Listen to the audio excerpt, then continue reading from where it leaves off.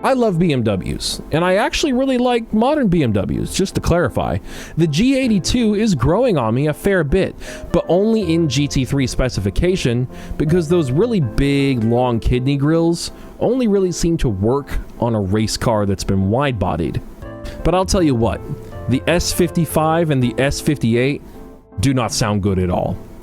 Just not at all. They sound like beehives being chopped up in a blender or a wood chipper. And I'm saying that as an E46 M3 owner, though my 6-to-1 headers kind of pretty much get rid of all the rasp, so eh. But that brings me to this car, where the rasp problem has been solved in a very similar way. You see, this guy single turboed his car. The F80 M3 was always a very pretty car. You can't argue that it isn't. Much prettier than that generation of M4 for sure. The M3's taillights just look great, and they should have been on the M4 as well. And now, this car, being reviewed by that dude in blue, sounds more like a B58, or an RB, or a 2J, or an N54. It sounds really, really good. Hopefully someone can get the modern G82 M4 to sound like that, because that's all it needs. That and a wide body. If they can, then maybe one day I'll get one, and I'll put that Adro wide-body kit onto it. But yeah, single turbo to the world, man. You'll hear no complaints from me.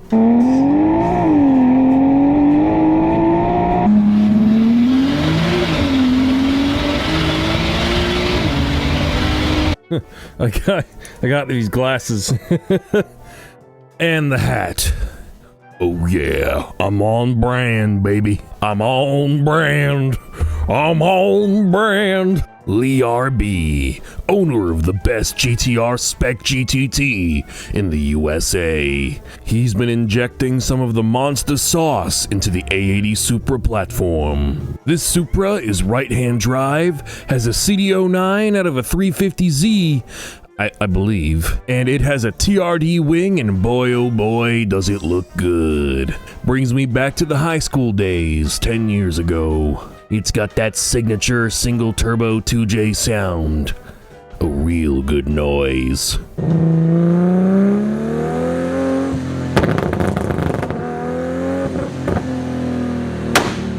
And I love the flames on deceleration. I don't know why I was wearing the sunglasses for so long. Jeez. So the flames on deceleration are cool. Is it really just as simple though as just having your car run really, really rich? Because I really want the M3 to breathe some fire. I do think it's kind of neat that his car runs a 350Z transmission. I said CD09, but it's CD009, I believe. Apparently it's a pretty strong transmission. It's too bad there isn't an all-wheel drive version of it, because that would be exactly what everyone needs.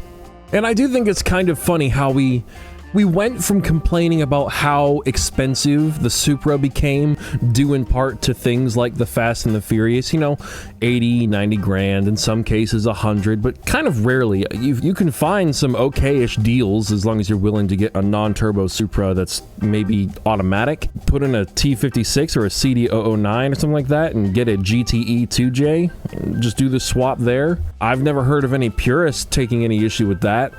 So what's the difference with the GTR, I guess? I guess the problem is when people put the badges on the cars. I guess that's the issue. If someone takes a GTT, does the quarter panel swap, does the RB26 or the RB30, it's not really that big of a deal. I mean, the way I see it, it's like taking a 60s Mustang and putting the parts of various trim levels on it, even though the original identity of that car is not what you're portraying it as. Because like, who wants to spend the money to buy a genuine GT500 when you can get a shell, put in the right engine and transmission, or somewhat better, and get the experience you want and make it look like a GT500 without paying GT500 money? But, to each their own.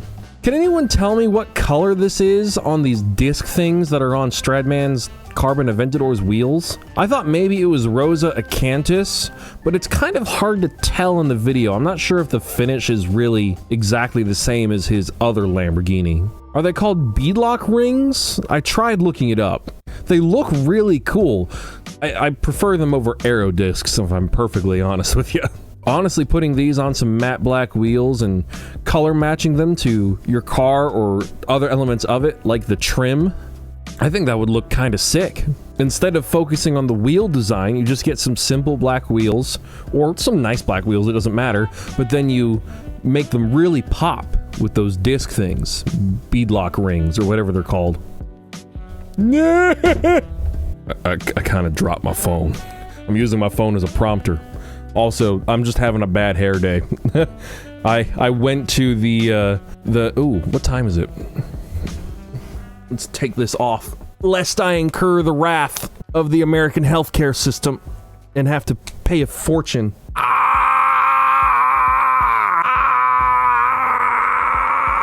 I feel like I'm just removing my skin. Oh, my skin can breathe. My skin can breathe. They said I would have to pay an equipment charge if I wore that for an extra day by accident. Amelia Hartford built everyone's dream Camaro, it's gotta be said, but with even more power than we were all willing to imagine. 1,200 horsepower, 2 turbos, and it somehow sounds like a NASCAR stock car, cup car, whatever you call it. I just like to say it sounds like a freaking NASCAR, even though I know that'll anger. The heck was that? Even though I know it'll anger the fans.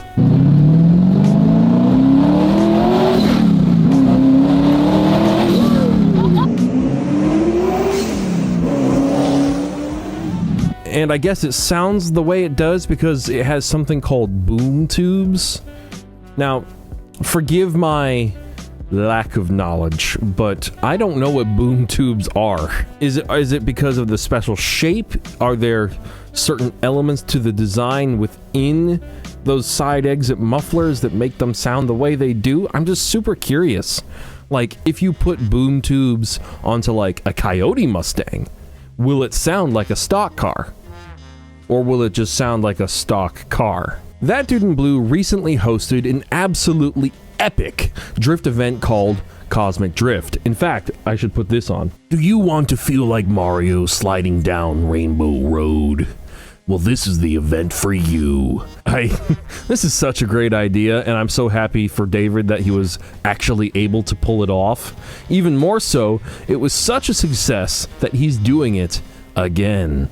I'll have to see if I can make it out there at some point. I mean, I've got family in Atlanta. It makes sense. But also, huge congratulations to David for finally completing the Coyote-swapped 240 Coupe drift car. The Coyote is a great power plant. Anyone with working eyes, a brain, and an above room temperature IQ understands this. I think in order to deny that fact, you'd have to have a single-digit IQ, or just be a lobotomy patient. It's also definitely a big deal after how much time has passed since he started the project. It became a little notorious, or like almost an urban legend, or a myth on his channel. Where's the coupe? Where's the drift car? It's like Black Panther. Midnight Club still canceled, saws. I know there's one guy in the comments probably watching these videos going, "He said my name!" It's definitely a big deal after all the time has passed, yeah. And the trials and tribulations he had to face to get it done. Apparently there were some pretty shady people involved. The color choice is really neat, especially since it's not a Ford color. It's not grabber blue, it's not nitrous blue, it's something else. Oh, I can't remember what it is. Oh, David, I can't remember. As you guys know, I'm a big fan of taking the exterior of a factory race car and putting it on a road-going production version of that same car. The BMW M3 GTR is my choice, my poison, my source of stress and anxiety.